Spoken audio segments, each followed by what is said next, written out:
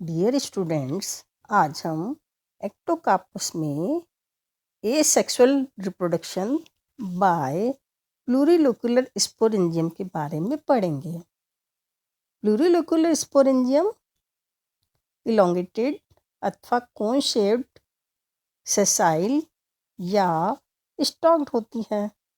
ये erect branches या सबलेटरल branches के टर्मिनल पोजीशन पर विकसित होती हैं।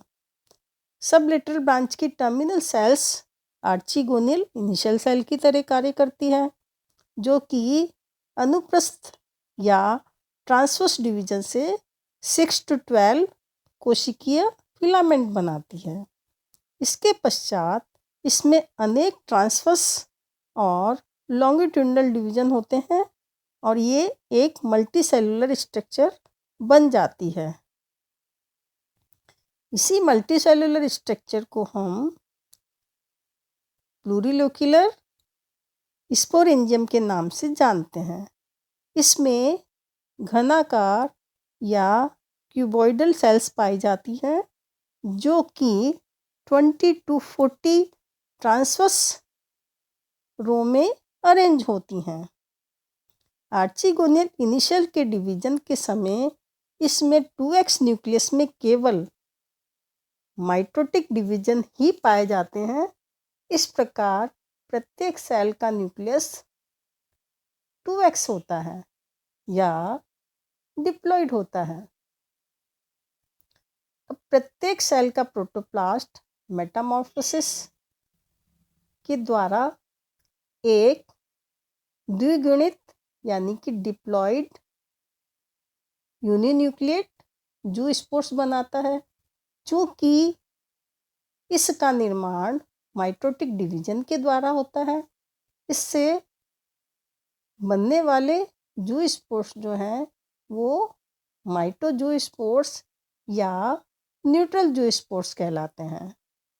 मैच्योर स्पोरेंजियम में एक टर्मिनल एंड पर पोर या छिद्र बन जाता है और इसी पोर या छिद्र के द्वारा ये माइटोजूस्पोर या न्यूट्रल जूस्पोर्स स्पोरेंजियम से फ्री हो जाते हैं।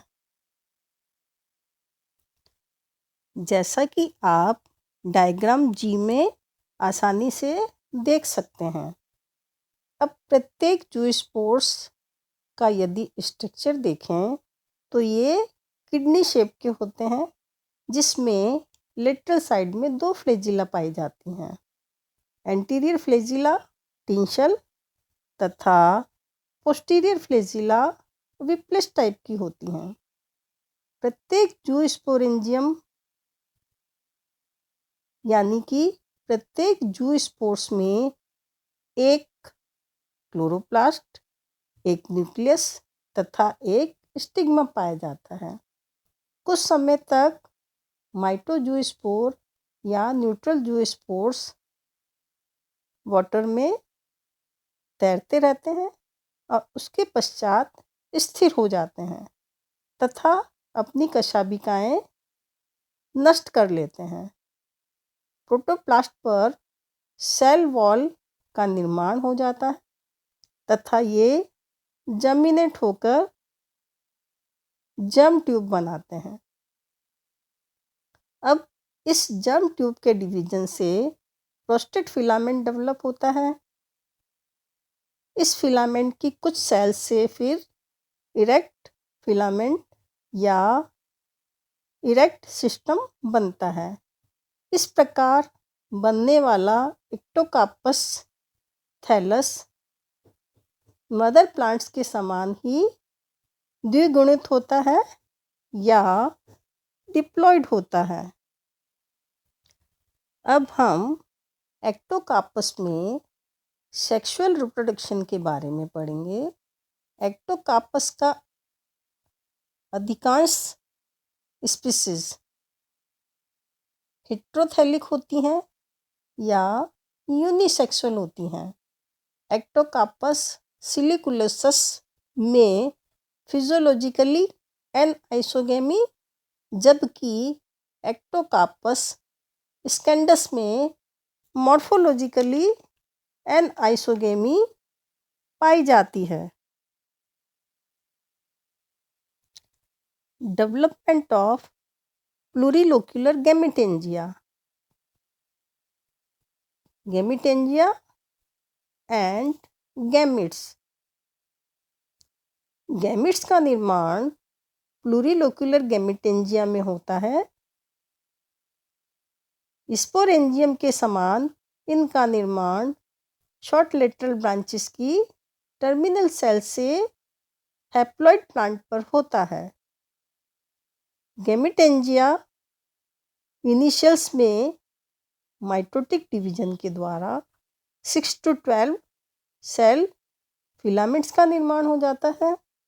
अब ट्रांसवर्स और लॉन्गिट्यूडिनल डिवीजन के द्वारा मल्टीसेलुलर गैमेटेंजियम बन जाता है। गैमेटेंजियम का स्ट्रक्चर मल्टीसेलुलर स्पोरेंजियम के समान ही होता है। इनकी प्रत्येक सेल घनाकार यानी कि क्यूबॉइडल होती है तथा ये कोशिकाएं 20 to 40 ट्रांसवर्स लेयर्स में अरेंज होती हैं। गैमेटेंजियम की प्रत्येक सेल में एक न्यूक्लियस, एक क्लोरोप्लास्ट पाया जाता है और प्रत्येक सेल का प्रोटोप्लास्ट मेटामॉर्फोसिस करता है या रूपांतरित होकर बाइफ्लैजिलेटेड बट यूनिन्यूक्लिएट यानी कि हैप्लॉइड न्यूक्लियस युक्त गैमिट में कन्वर्ट हो जाता है। अब गैमिट्स का विमोचन या लिब्रेशन गैमेटेंजिया के एपेक्स पर पाए जाने वाले पोर या लेटरल वॉल पर पाए जाने वाले पोर के द्वारा होता है। नेक्स्ट क्लास में हम एक्टोकार्पस सिलुकुलोसस और एक्टोकार्पस स्कैंडस इन स्पीसीज में सेक्सुअल रिप्रोडक्शन किस प्रकार से होता है, निषेचन या fertilisation, germination of zygote, alternation of generation और इकोनॉमिक इम्पोर्टेंस ऑफ एक्टोकार्पस के बारे में डिटेल्ड स्टडी करेंगे।